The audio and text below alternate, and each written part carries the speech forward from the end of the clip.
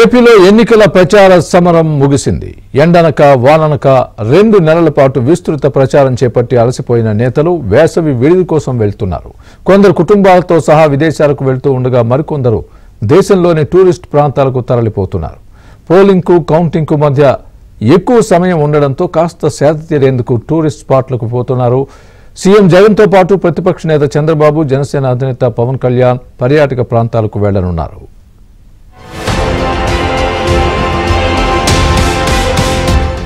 సార్వత్రిక ఎన్నికల సమరానికి మార్చి 16వ తేదీన షెడ్యూల్ వచ్చింది. ఆ రోజు నుంచి రాజకీయ కార్యకలాపాలు మరింత విస్తృతమయ్యాయి.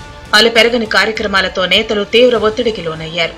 అభ్యర్థుల ప్రకటన, పొత్తులు, సీట్ల సర్దుబాటుపై జనసేన, టీడీపీ, బీజేపీ నేతలు విస్తృత చర్చలు జరిపారు.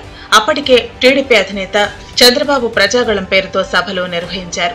రోజుకు 3 సభలు, ఆ తర్వాత రోజుకు 2 సభలను నిర్వహించారు. ఉదయం ఒక నియోజకవర్గంలో పార్టీ కార్యకర్తల సమావేశంలో చంద్రబాబు పాల్గొన్నారు. దాదాపుగా 95 నియోజకవర్గాల్లో చంద్రబాబు విస్తృతంగా ప్రచారం చేశారు. మండు టెండర్లు సైతం లెక్క చేయకుండా, మధ్యాహ్నం 1 గంటకు తన వయసును కూడా లెక్క చేయకుండా విస్తృత ప్రచారం నిర్వహించారు. మధ్యలో జనసేన, టీడీపీ, బీజేపీ నేతలు కలిసి ఉమ్మడి సభలు చేపట్టారు. ప్రధాని మోదీ రోడ్ షోలతో పాటు రాజమండ్రి, అనకాపల్లి, రాజంపేటలో కూడా సభలు చేపట్టారు. ఇలా కూటమి సభలు కూడా పూర్తి సక్సెస్ అయ్యాయి. 46 డిగ్రీల ఉష్ణోగ్రతలో సైతం చంద్రబాబు సభలు నిర్వహించడం అందరినీ ఆశ్చర్యం కలిగించింది. పోలింగ్ పూర్తయిన తర్వాత టీడీపీ అధినేత చంద్రబాబు తమ ఇలవేల్పు అయిన తిరుమల శ్రీవారిని, ఆ తర్వాత మహారాష్ట్రలోని కొల్హాపూర్లో ఉన్న మహాలక్ష్మి అమ్మవారు, షిరిడీ సాయినాథుడిని దర్శించుకున్నారు. ఈ నెల 19 లేదా 20వ తేదీల్లో చంద్రబాబు విదేశీ పర్యటనకు వెళుతున్నారని సమాచారం. తిరిగి 25 లేదా 26 తేదీల్లో విజయవాడకు రానున్నారు.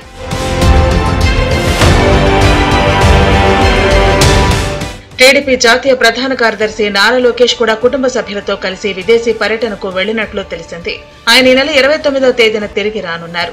జనసేన అధినేత పవన్ కళ్యాణ్ ప్రస్తుతం హైదరాబాద్ లో ఉన్నారు. ఎన్నికల బిజీ కారణంగా సినిమా షూటింగ్లు వాయిదా వేసిన పవన్ కళ్యాణ్ మధ్యలో ఉన్న సినిమాలను పూర్తి చేసేలా కార్యాచరణ సిద్ధం చేసుకుంటున్నారు. ఆ తర్వాత కొన్ని రోజులు విదేశాలకు వెళ్లి సేద తీరాలని భావిస్తున్నారు. ఇక సీఎం జగన్ ఇప్పటికే కోర్టు అనుమతి తీసుకుని మరీ లండన్ పర్యటనకు బయలుదేరారు. ఆయన కుటుంబ సభ్యులతో కలిసి లండన్, ఫ్రాన్స్, స్విట్జర్లాండ్ లో పర్యటించేందుకు బయలుదేరి వెళ్లారు. ఈ నెల 29 లేదా 30వ తేదీన జగన్ తాడేపల్లి ప్యాలెస్ కు రానున్నారు.